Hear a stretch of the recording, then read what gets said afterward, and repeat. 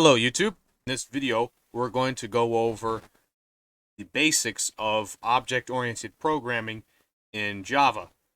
This video intends to introduce the topic, and what you will learn ultimately is how to write new classes, multi-class programs in Java, and how to create objects. So, without further ado, let us begin. So we're actually going to begin by creating a new project. So new Java project. Let's call this classes. And in doing so, we are prompted, of course, with a request to create a module info file. Chose classes, and I'm sure that's all right. Let's create. Go to where it says src. You can press Control N, or you could right click on src, but regardless, you go and create a class. And we'll call this entry. Alright, so we have a class called entry, and of course you remember the main method is the entry point of every Java program. So you have public static void main, parentheses, string with a capital S, brackets, square brackets, args. In the last video, you will know, if you watched the last video, you will know that string brackets args is actually an array of strings called args. Anyway, we have this, our entry point. We have a class here called entry, and it has one member, which we can see right here. And that member is a function called main. And that function is static, as you can tell by the little S right there. See where I'm pointing. Anyway, we can go a little bit further. We can have this say, hello world, just to know that it is working. Okay, it compiled all right. It's fantastic. Amazing. Now, click on our package here, classes, or we could press source, but let's click on our classes here and create another class. We're going to call this class, first let's click on class. We're going to call this person, so we can get the concept going. So it creates a new file, person.java, and you'll notice it's right under the same package. It's a separate file. It's called person.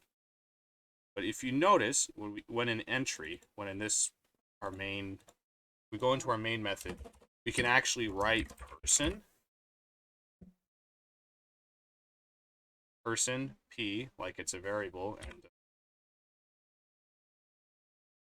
it will say, well, you haven't done anything, p, but it recognizes there's something in our packages, in our package that we find called classes, called person. There is a class inside of package called person. Now, it's not really sure what it is yet. If I write out p is equal to 0, we're going to have a problem. It won't like that. It'll say, what are you trying to do here? Cannot convert from int to person. So person is now a thing, right? We just defined person as a thing.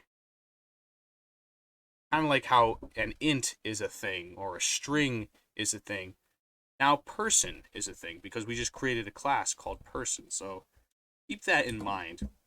We're going to go a little bit further. We're going to go to person, right?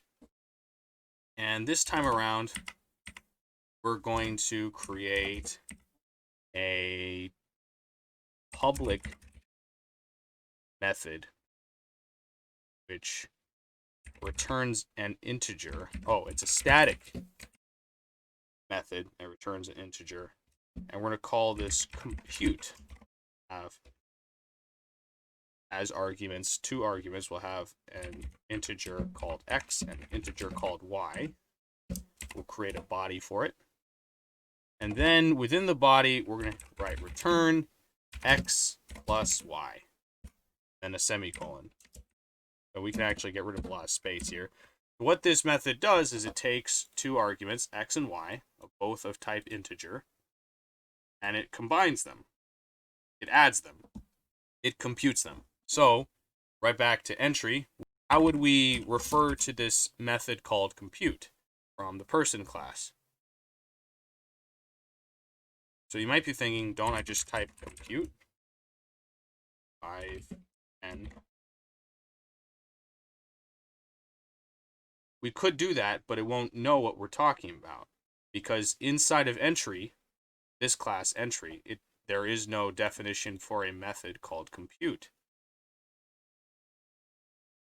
So we have to specify what class the compute function is from. So let's try that. Let's write person.compute. And as you can see, now there's no longer any red underlines. It knows what we're talking about. Now there is a problem here that we haven't really, that we don't see. If you go to compute, if you hover over compute, note it says int classes.person compute int x, int y. It says int at the beginning because it's meant to return an integer value. Whereas if we hover over main, you see it says void at the beginning because it's not meant to return anything. So what we should do here is have int result equals person.compute, etc., etc. All right, so as we see, we now get this result variable, and it's equal to the result of person.compute, or simply put, compute from the person class, as defined in the person class, equal to the result of this function from the person class. And we can output result. We can pass the variable result to print statement so that we can read its value. It is in fact 15. 5 plus 10 is 15. Very cool. What more can we do? Well, we can, as I mentioned in a previous episode, instead of having something be public, we can have it be private. So let's try that out. What does it look like if we make private? Well, you see a red X over entry. Go to entry, hover over compute, it says the method compute from the type person is not visible. So what this means then, that we can't see it. We cannot see what compute method looks like from the entry class because the entry class is simply not permitted to view a private member person, this private member being compute, as you can see. And actually, Eclipse gave us a suggestion for compute. It said, one quick fix available, change visibility of compute to package. We can try that. Click on that.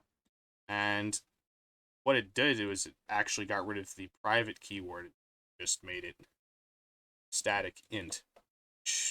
And it said made it.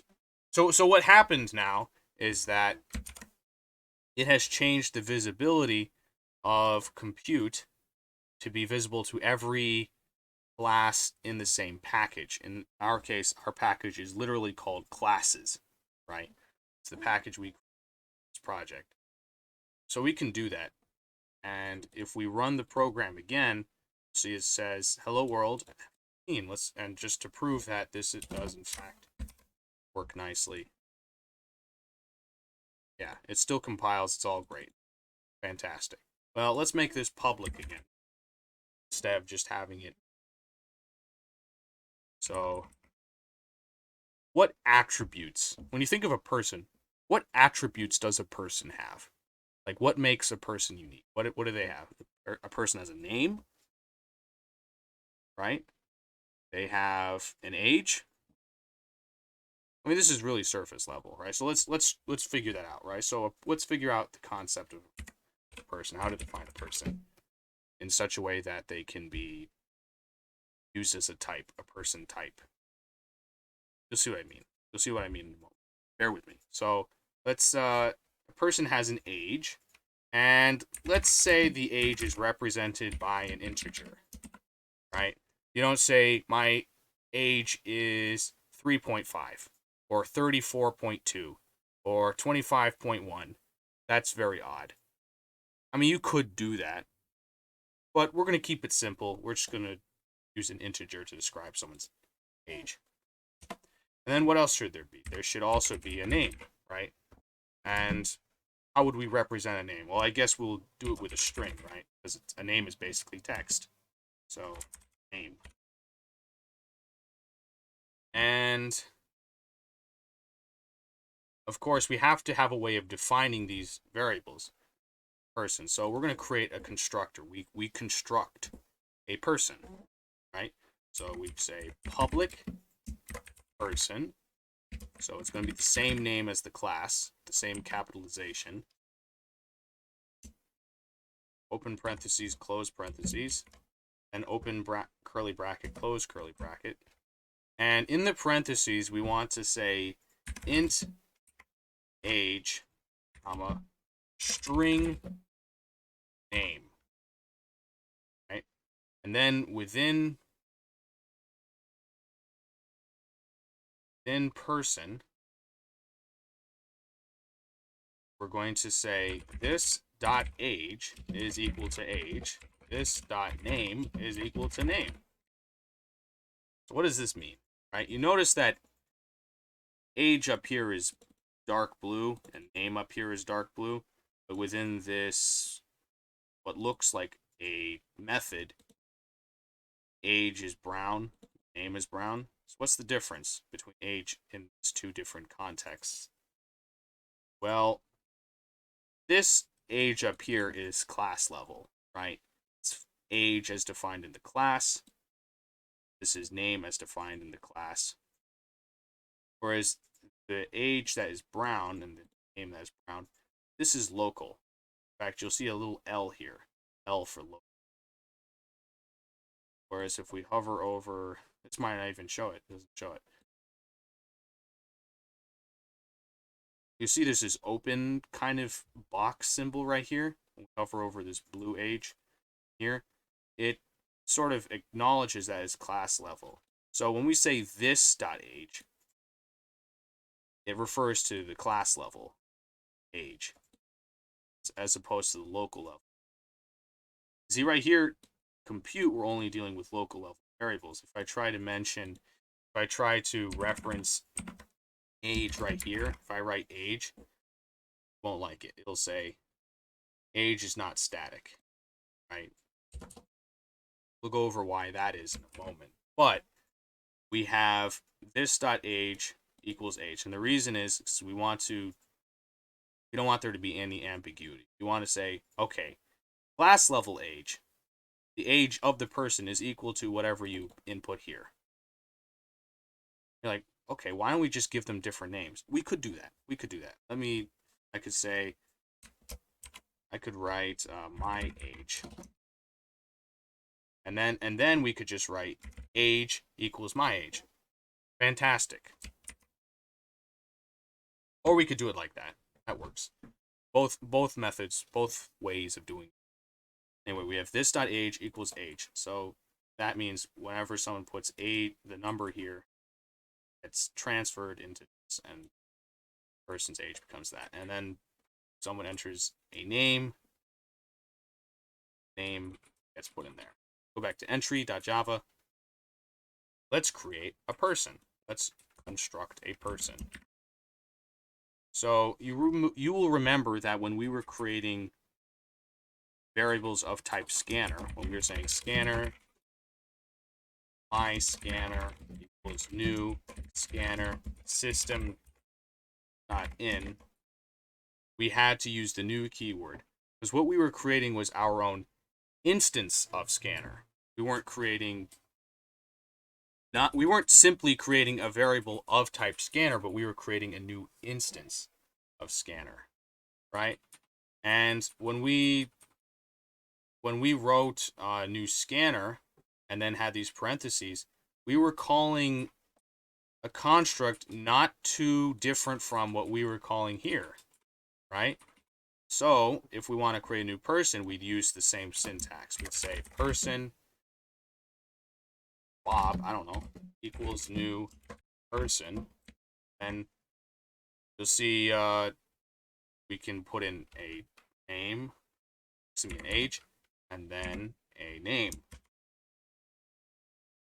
Bob. Okay, well, what can we do with this Bob variable that we have? What do we do with Bob? Well, if we say Bob dot, we already have a few options. One of them actually will recognize compute. We created compute, but notice it's static. And if I write compute,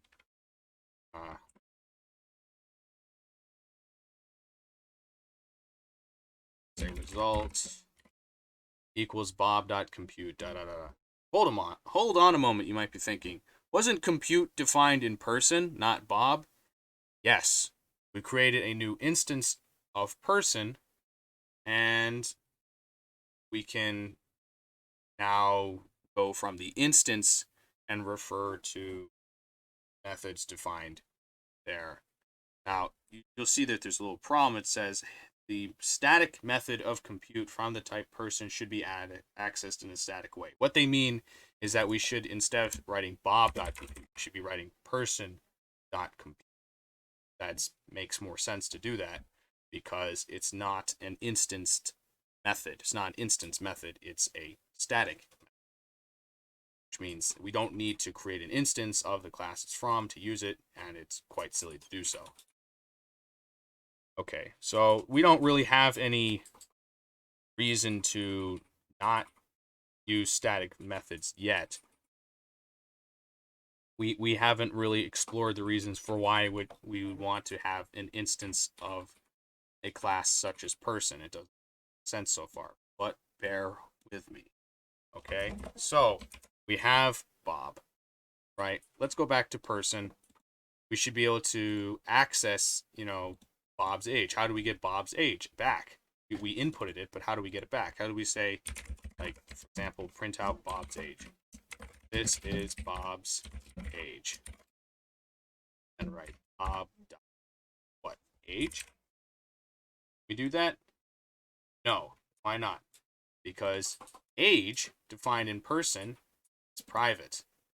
Right? So if we say Bob.age, it'll say, hey, you can't access the private field age because it's private. Obviously. Now there are two quick fixes. Either we change the visibility of the attribute of person, age, package level, or we create something called a getter and setter for age. Now, what are those? Well, remember how we're taking advantage of scope here? Age right here is not the same as age and all that. Well, that's how you have to pass things through with methods or functions. So a getter, for example, is a function, if you will, that gets the value of a field that is otherwise private. So if I have a getter for the age, it would look like public int get age. You could call it anything you want, but the nomenclature and style of getters is that you use the word get. Well, you use get, and then you specify what you're getting. You could say the person's age. You can't use semicolon, apostrophe. We could write like that, or we could just say get age. Whatever. Get age, parentheses, and you don't have to specify anything in the parentheses, right? And in curly brackets, you're going to write return age. Now note, we didn't have to write this.age because there's only one age that this thing could know of, right? We didn't specify, there's no other variables in the scope that this method has access to called age, so we could just write age. Up here, we had to write this.age if we meant this age, because there was another age right here. But right here, within the context of this method, we just specify age. And it's okay with it, because there's no other ages to get confused by. Anyway, got age, get age. This will give us the value of age that is stored here. Passes it, right? Now I can say Bob dot get age. See, that's an option now. And that will give us the age. So if we run it, this is Bob's age, 63. Oh, cool. We just got back something. That's amazing.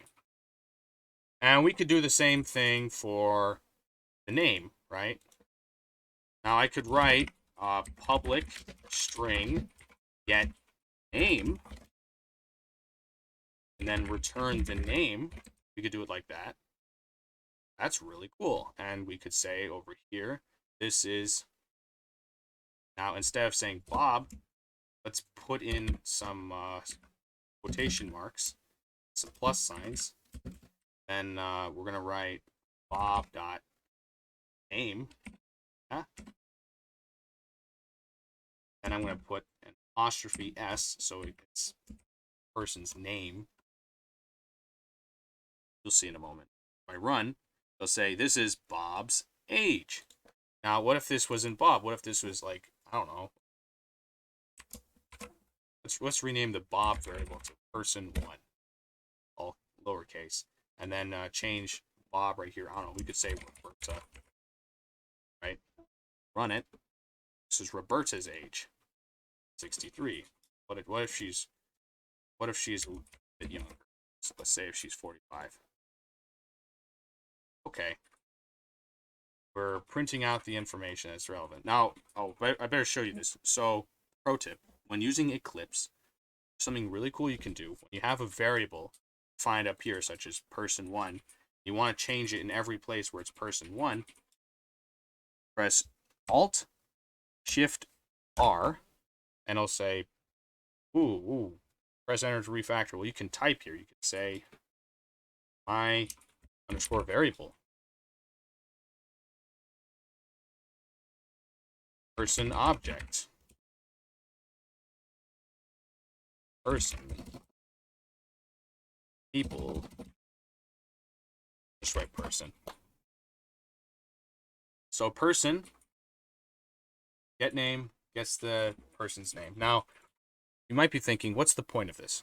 What is the point? Well, you can make multiple people, because what person is, person.java is like a blueprint of what a person could be. A person has an age, a person has a name, and we can add more to it as well, but it's a blueprint. It's a blueprint. Let's create another person. Let's say person2, I guess, and equals new person. In parentheses, let's say the person is 75 and they're named Arnold. I don't know. And let's make another printout statement, another print line statement. We can say this is person, let's type person2.getName. We have person2.getName plus, and then some quotation marks. We'll say apostrophe S age, and person2 age. So when I created a new person, I created it from this blueprint of person that already existed, and I didn't have to define as for a second time, how the concept of getting their name, the fact that it could store their name or their age, and I didn't have to redefine the concept of getting their age. It's convenient like that. So now if I run, it'll say this is Roberta's age, 45, and this is Arnold's age, 75. So we have two separate people